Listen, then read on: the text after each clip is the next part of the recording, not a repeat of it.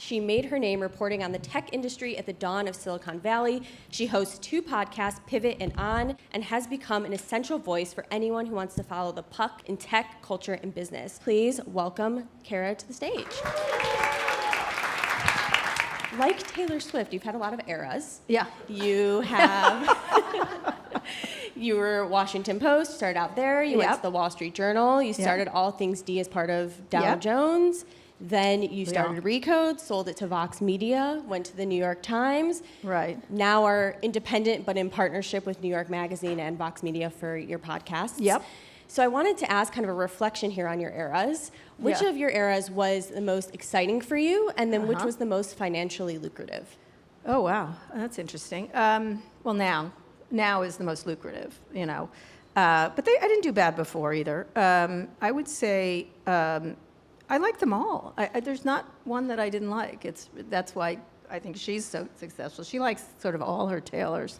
And she even did a video where all her tailors were talking to each other. I liked them all. I liked every bit of one. When I was at the Washington Post as a young reporter, I was just remembering it the other day with someone, maybe it was David Remnick, because he was there when I was there. And it was a great time to be at the Washington Post because it actually was relevant and come on, stop. We're done with the Washington Post right now. But that was really exciting to be there as a young reporter in the era of Ben Bradley, and and I had astonishing stories and everything else.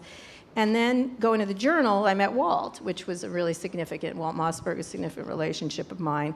And I got to cover the beginning of the internet age, not Silicon Valley, because it had been around before, but I was there at the beginning, and so that was exciting, and I was super young and at the time, and meeting Walt and forming that partnership to create All Things D was great, which started with a conference. The conference went on for several years before we created the website, but it was really exciting to be an early media entrepreneur, and in that Dow Jones allowed us to do it. It was a struggle, but it was cool to do it because nobody else was doing stuff like that. And then we created that very lucrative conference. And then the code era was fun too, you know, for the short time. And lots of challenges, again, super early.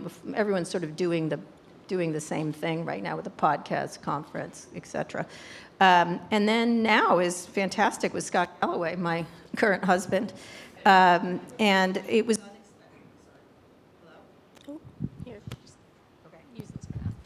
So that was unexpected and great. It's great. It's been great. And from a lucrative point of view, Walt and I did really well with Code. We made millions and millions of dollars in profit and Dow Jones wouldn't give me a salary raise, and so they gave me a percentage of profits. They're so stupid. They actually said, we should have given you a raise, and I said, too bad. But it was great, and now we're doing really well. We're doing financially really incredibly well. Okay, let's see if... Oh, okay. To that point, actually, I'm curious now, would you advise people, reporters or other folks, should they be building equity in a business or should they be looking to be paid a salary right now? Oh, it depends on your risk profile, right? I personally think you should take equity because you should be an entrepreneur. I think entrepreneurism and media have to go together now given what's happening, right? You can't rely on corporate media. It's either owned by really heinous people who you don't want to ever even have lunch with, and we know of who we speak, or you know, you have to believe in yourself. I think I sit here, even now, I think about that. I was just watching the Jobs Gates video, which Walt and I did that together, but I created that with Walt, and Rupert fucking Murdoch owns it. Like, that's so annoying. Now, I don't know if I do anything with it, but I think you should own what you make. I just don't think there's any other choice in this media environment. And it's a risk that you have to take on yourself in order to make money. And I think it's a great risk, personally. On that topic, you own On. Yes. Pivot. We own. You do own? Yes. Okay. Yeah. I wasn't sure if Vox owned that. No. Well, we have a long-term deal with them. We have a 4-year, we went out and dated around and looked around. But as it turned out, Vox Media was a great partner. Now, that's really important is they have the flexibility of a partner to change. And now Vox has done a similar deal with lots of people. I think we were the first of those. And so Jim Bankoff and Nishat is here. They've all been really flexible, thinking about what's best. And the reason we wanted to change the relationship was because we wanted our interests, financial and otherwise, to be aligned with each other. Like at one point when they were, like one of the things we got rid of was guarantees. I think guarantees says you don't believe in yourself, right? I think, or you're a celebrity and you're a lazy person. And so, I mean, think about it. Like if you have a guarantee, why would I do anything else to help something get better? If you have a financial interest or a personal interest, then you have an incentive to do something. And so in this new deal, Scott and I I own it with Scott, which is another whole thing, but we'll see what happens. But we have actually, we put it in, if one of us dies, the other one gets it. I actually added it. And he's like, whoa, that's kind of, I'm like, you'll die first, so it's fine. Right? And I'll find someone else. But yeah, we put in, we own it. We're with Vox for 4 years or whatever. And then there's a thing on the end for them to feel good about it too. They get a certain amount of revenue after if we don't continue. I don't see why we wouldn't. But they've been great partners and do really well. And we have a split. We have the revenue split that we have after costs. And Vox does all the distribution and hires everybody, and they work for Vox Media. And so one of the things that's great about that, if it was 10 years before, both Scott and I probably would have started our own company. Like we would probably, like I had done with, like he had done many times and I had done many times, but both of us looked at each other and we're like, who are we fucking kidding? We don't want to run a business. And so that's why we're doing it the way. But he's building Prof G separately, and On is mine through, I have a company called Podium Media. I may add to it. I probably will. It's just we do so well. The question is, do I want to do more? And I just finished this CNN documentary that will eventually I'll do a podcast on it if the documentary does well. Well, I'm sure everyone in this audience loves to hear from talent who doesn't care about minimum guarantees. I don't. But, well, no, I just don't think it just, look, I get it. I get why you'd want a certainty. I'm not interested in certainty. I'm interested in creating the best product. And everyone would be like, oh, you have the luxury of doing that. But I didn't when I started. And I just don't, I think it just says to your partner, I don't believe that you can, with Vox, I believe they could make the money. If we had signed a deal with someone else and we talked to lots of people, we were requiring a minimum guarantee because we didn't think they could do it. And so that's the only reason to do something like that. Otherwise, if you believe in the partner you're partnering with and that they can make you the money, great. That's the best way to do it. And then we got more of a percentage. So you've sort of said it, but just to kind of crystallize it, for folks in this room who are negotiating with talent, I mean, what's something for you as someone who's on the talent side, like what do you want to hear from a potential partner that makes you be like, I'm interested in this type of... Which side of it? Like, what can a partner offer you that you're like, you know what, I'm interested, and I feel good about this? Well, a couple of things. I mean, like in the case of Vox, they've been really great on selling the ads. They've done, and we've had bumps and stuff like that, but most of it's been rather smooth, and they're really good at moving the advertisers up the chain, right? Like we started, like I didn't honestly care if it was Mattress People or GM. Like the check's cash, it's fine by me. But they've moved it up the scale. We have like GM and Aether and all kinds. It's not. I don't really care. It doesn't matter. So we have certain rules around some cyber. We don't really want cyber currency stuff on our. We can do that. But and so they do that part. I don't have any interest in doing that, and I'm more than happy to pay for that for them to do it. They have the employees. That's really great. As I said, they do all the distribution. I'm sure I could do that and hire someone. I just don't want to, kind of stuff. So I think when you're dealing with talent, the question is how entrepreneurial is the partner and how entrepreneurial is the talent, right? Like that's really the mix. If you just want everything hand-fed to you as talent, then do that, right? Do that. I get it. I get why you would. You just have to understand what you're giving up in exchange for it. And one of the things I do with everything I do, not just podcasts, but even this documentary that I'm doing and stuff like that, I think about all the time, what are you doing for me for the money? Like, what is the value I'm getting from you? And I think they should think that about me too. What am I giving them? And so I think it's just being really honest about, like, what am I paying for? Like, and there's an old, you're all too young, but there's a thing called, how much should I pay for this muffler? How much should I pay for this muffler? Like, why am I paying for this muffler? Like, I think about that a lot. I think about that with agents. I'm always like that with my agents. Scott and I did this deal with lawyers, not with my agents. With my agents, were irritated. They're very good podcast agents at UTA, but I was like, precisely, what are you doing for millions of dollars? Are you going to come and lick my feet? I don't think so. Like, I don't mean to be rude, but why should I give you that money? Like, what are you doing? Well, we could get you much more. I bet I doubt it. Like, you know what I mean, on certain things. On the TV deal, I had no interest in negotiating that stuff. So you brought up the documentary. You're doing this with CNN. Yeah, in April. It comes out in April. I've heard you say in interviews, actually you've said, I can broadcast from my home office. Why do I need I don't know if you specifically call out CNN, but a news network, for example. Oh. So where do you see the usefulness in partnering with Right. I thought about this a lot. Like, listen, they make amazing documentaries. They do. And I get that they have, the numbers are declining for all their stuff, but I really wanted to learn video, and not just video from I have a studio in my place, which Vox helped me put together and did a great job on. But it's in my house, in my house in Washington. And Scott has one, you could see it, in London. He's got one in New York. They're relatively inexpensive to put up, actually. But with CNN, I don't know how to make a documentary. As it turns out, I've now figured it out. It's not that hard. Like, nothing is that hard, right? So I felt like I needed to be educated on how they put it together and how they figure things out, and it's been a really interesting learning experience. And one of the things I'm most interested in is making it not just a documentary, but I'm also writing a book.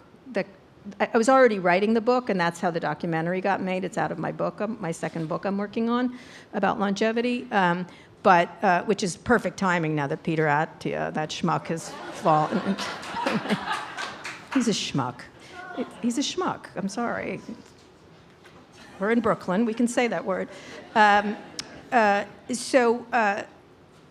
not the only schmuck. There's many schmucks in the longevity space. But I'm thinking of it more not just as a TV show, but a TV show. There'll be a podcast related to it. There'll be a book. Maybe there'll be an event. So I'm always thinking, but maybe not. It just depends on what it is.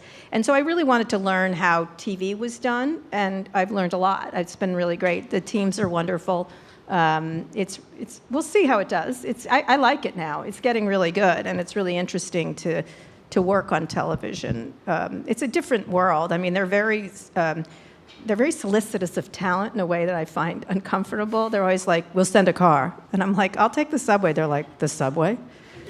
I was like, I love Jake Tapper, but I'm not Jake Tapper. I can take the subway.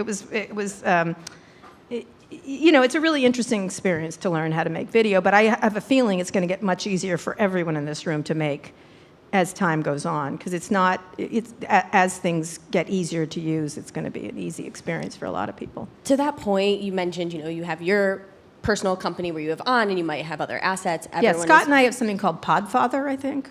I forget the name. Scott named it. I ignored him completely. Would you advise people to start a podcast today? Yeah.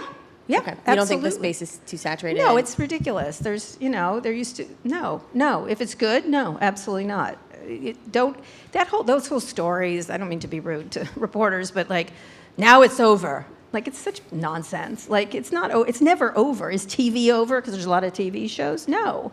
It's just not true. If you have a really great concept and you can find, I think it's easier than ever to find your audience. That's what's incredible. And I think if you understand the fan economy, because it's a fan economy, it really is in a really interesting parasocial way.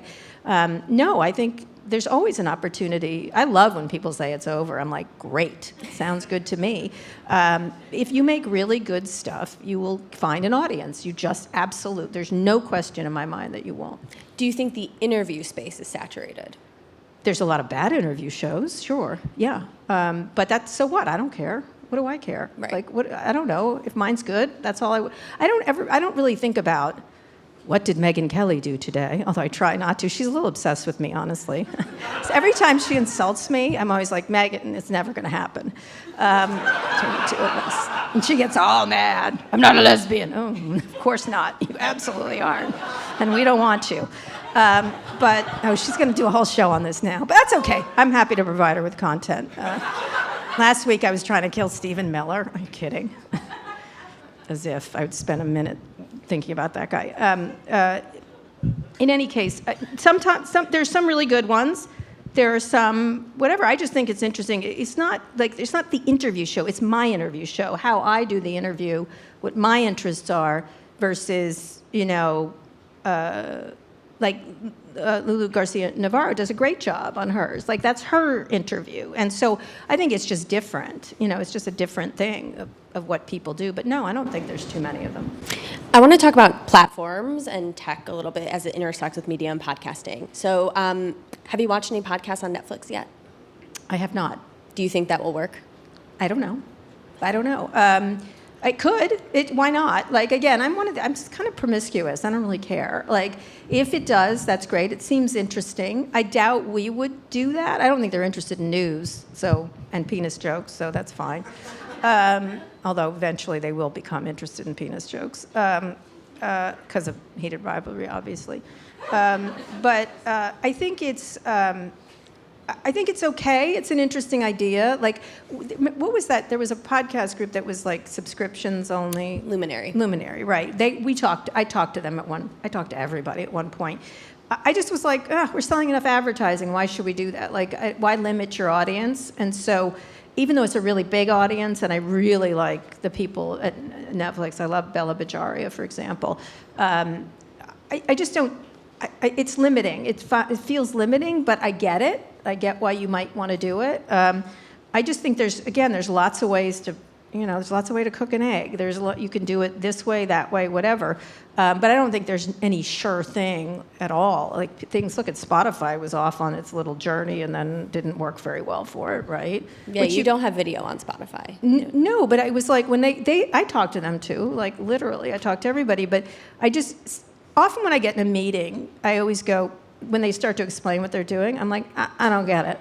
And they're like, what do you mean? I'm like, I just don't get it. Like, I don't get what you're doing. It doesn't mean it's not good for someone else. That's all. It's just not good for me. And that's how I decide things. I was like, I don't understand what you're doing at all. But if you're successful, yay for you. It just is, you have to figure out what's right for you. But maybe, I don't know. Possibly. This is sort of fresh news, so I don't know if you've seen that. Apple Podcasts is revamping how they handle video on their platform. Have you seen What are they doing? Oh, they're going to pretty it up or something? They're making it basically easier for people to manage their video on this service. Did they just realize this? Did the penny just fucking drop over there? Sorry, Apple people, but...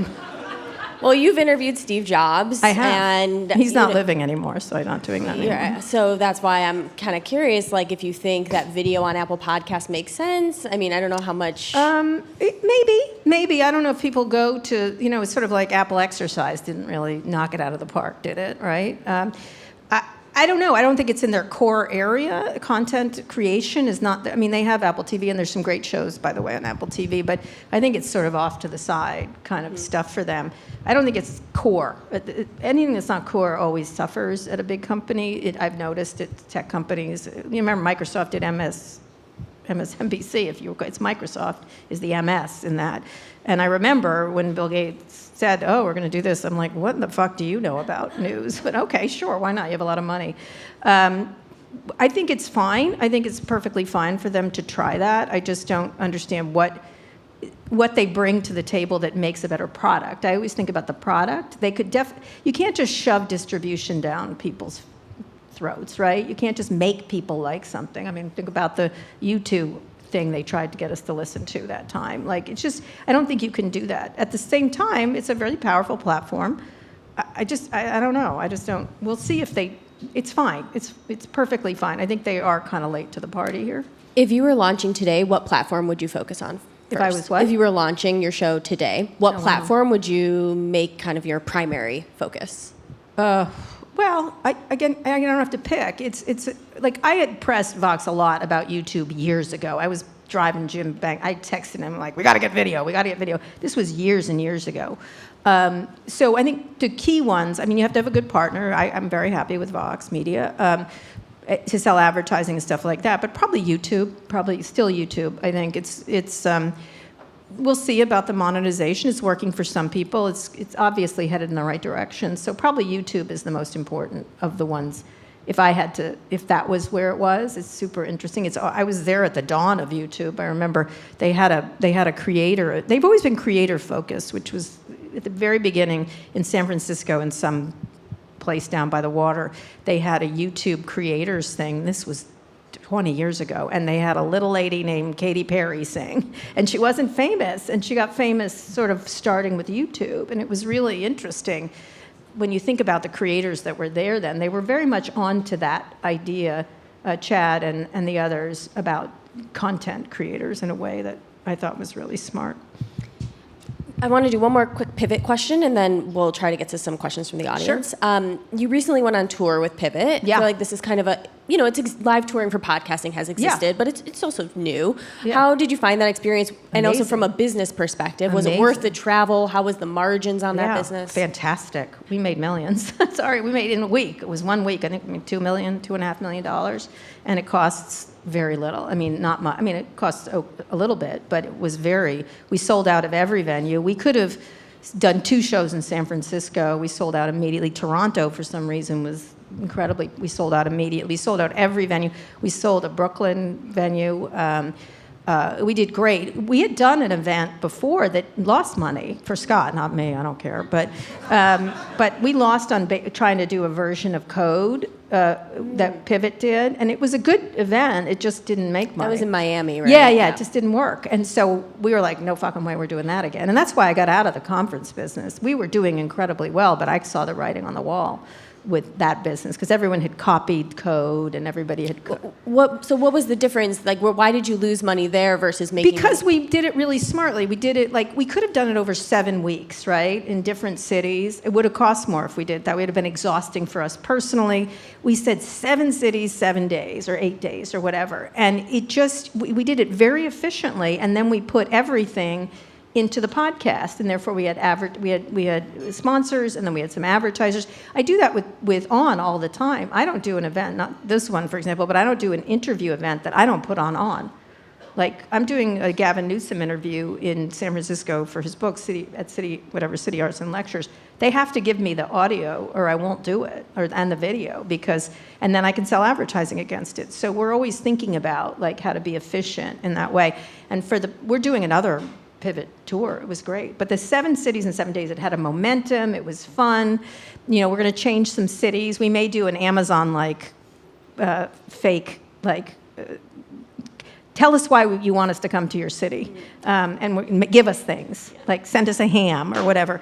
But we did it in a stunty way, but it wasn't. One of the things we did in each city is we had a different surprise person there. Pritzker in Chicago. We had Curtis Lewa here.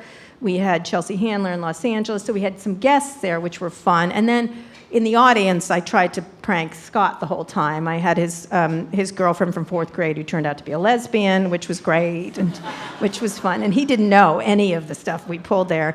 We had Don Lemon asked him how big his penis was in Washington, and then in Los Angeles, Ed Helms got up and said, I heard about the size of your penis, Scott calls them Big Ed and the Twins. He goes, did you name your penis after me? So it was, I know it sounds stupid, but the crowd loved it. It was great. It was fun. And so we play with a lot of Easter eggs and stuff in these events. So they're really fun for the audience. And the one thing I really learned from this, again, I'm very obsessed with fans, what that they represent. And one of the things that we've noticed with Pivot is we have enormous fans. We have fans that come up to us really quite excited to meet us or whatever, individually or when we're together. But what's interesting is they wanted to meet each other, right? And our demographic is crazy. It's like Scott and I just did a thing. Our average age, I think, is 42. We were comparing it to cable. I think Fox is 903, and CNN is high 60s kind of thing. So our average age is 42, which is really pretty good. And then in the demographic, in the key demo for advertisers, we're bigger than all the cable shows now. So, we're trying to not that that's like the greatest comparison these days, but still, it's interesting. And so one of the things we really noticed was, one, the fans wanted to meet each other and create a community and talk to each other.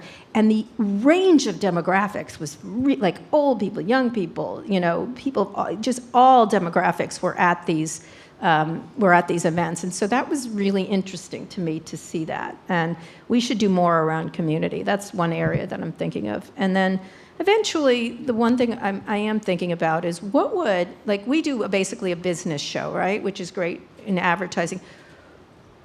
And Scott always yammers on about CNBC, makes fun of it and stuff like that. And what would a modern business show look like now? And where would it be? So what would a pivot TV show look like? But not a TV show, but something on TBPN. Yes, what would it look like? Yeah. So I think lately, for some reason, it's in my head, we'd have to bring, he's doing really well with Prof G, with Ed and others, bringing up stars. What does it look like? And what elements would it have to have? And how would you pull it apart? And so I think about, now that I've done this TV thing, it wouldn't look like cable. It would look like something else. So I think a lot about what does the modern business show look like to help people every day. I want to make sure we get one AI question in. Sure.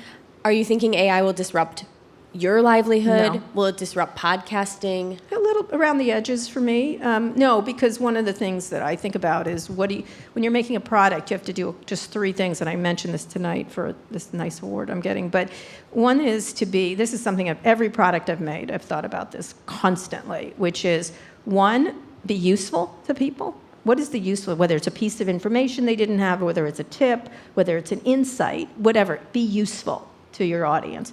2, be interesting / funny / provocative, but not stupidly provocative. You can do that, but I think it's cheap. It's cheap laughs. Be interesting. Lots of people are not interesting, right? They're super boring. Oddly enough, when I was looking at one of the cuts of this CNN show a couple months back, I was like, this is a show about Kara Swisher, and I'm bored with Kara Swisher. Please stop. We had to make it interesting. So interesting and the last one is, you can't get it anywhere else. You cannot get Scott and Kara. You can't get my interviews. You can't. What is your must-have? What is your difference? What is your moment of difference? And so AI, sure, we could use it for translating into other countries. We don't have that big we're not big in Uzbekistan, so I'm not quite sure why that would help us. Maybe we could be. Not sure I have an interest in it. I'm far too old to care. But what could you use it for? Probably scripts. It could probably write scripts, but is that ground fucking breaking? I don't think so. I'm not sure what it would help. Probably around the edges as a tool than anything else. We're going to do some rapid fire audience questions. Sure. For the Pivot Live event, was that $2 million mostly driven by ticket sales or brand sponsorships? Both. It was really well split. We could have sold a lot more tickets, and we underestimated certain cities, and so we're thinking about next. We've talked about it on the podcast. We're going to do a resist and unsubscribe event in Minneapolis. We just made it up on the show, and now we're doing it, and so. I suspect we'll sell it in seconds for that one. But we should have done more on ticket sales, or we could have done a cocktail party for fans. We could have done. We never do merch. We could do merch. What is the breakdown of production labor with Vox? What do they do versus what do you both do? And what's the expected output per episode? Do you have to also post on social? Is it just the episode? No, I do it. I do it because you have to, right? Vox is the employer of all the people on the staff, and they work for Vox.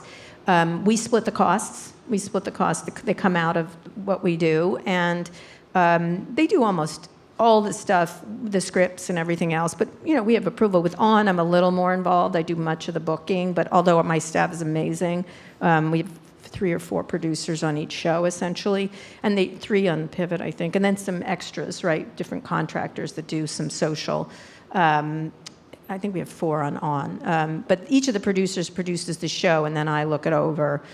We have discussions. It's a very inclusive thing, but they do whatever we, I was just talking to Nishat about figuring out how to do something around the CNN show. Should we hire another producer? So we work really closely together. It's as if but it hasn't changed that much. We'll end on this one, so if you also want to spin it forward, feel free. Okay. Can you talk about your experience building a new feed after you left the Times? Those assholes stole my feed. Casey Newton's getting married, and I shall be discussing it at the wedding. Him stealing my feed. So, yeah, just what was, I mean, you had to start from scratch, right? Yes, so correct. what was that like? Like, was it really difficult to restart? Was it? Okay. No, as it turns out, no. I mean, I was thinking the other day, I was irritated by that. And largely because I had pushed for that show. They weren't going to make that show. And then I bugged Sam Dolnick to let them make it because I think Kevin and Casey are amazing talents. And, I mean, I think I said something to Sam Dolnick like, if you don't give him this show, I'm going to find a job for Kevin Roos and he's going to leave you. I think I threatened him. I'm really good at threatening people. But I just thought it was not honest. That's all. That was my issue with that. And at first I was like irritated by it. I'm like, that's kind of a shitty thing to do. They should have just given it to me and I could have kept the name. But whatever, everyone makes their decision. I'm not going to be mad. I happen to really like the people at the New York Times, particularly Meredith Levian, who's an amazing CEO. And so I thought, now I've got to build it again. And then I thought, I did it before when I went from, because Murdoch wouldn't sell us allthingsd.com. Because he's such an asshole. Like, he just wouldn't. He wanted $10 million for it. He did. It was incredible. He said, I want $10 million for it. And I was like, I could buy fuckrupert.com for $25, and I think I might. Like, what are you talking about, you asshole? Like, it was incredible. Sorry, but it still hurts. So I just feel like you can build. That's not the name or the feed isn't it. And it reminded me. And we built it right away. Like, in fact, it's bigger than Sway was and everything else.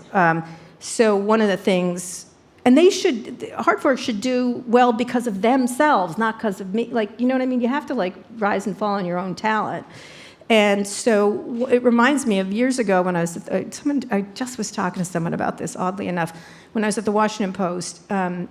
This guy used to take my idea. I was a young reporter there. I was in my early 20s. And he used to steal my ideas all the time. Every woman knows this situation. Like, I'd have an idea, he'd take it all the time. Just incredible. I was sort of like, at the time I was a little more naive. Like, what? He stole my idea? Why would he do that? Like, how dare he? And I finally got to a place, and this was pretty good to realize at a young age, where I went up to him and I said, listen, once again, you've stolen my idea. But it's no problem, because I got 1 million of them and you have none. So, and he looked at me and I go, see you when I get to the top and you stay right where you are. And that was what I said to him. So that's how I feel about the feed. You can build it. If you're good, you're going to build a feed. And you can come out of nowhere. And there's no reason if you make a product the audience likes, you can't reach that audience today, period. Perfect ending. Thank you so much, Kara. All right. Thank you, Ashley. Congratulations on this, by the way. She's an amazing reporter, by the way. Amazing.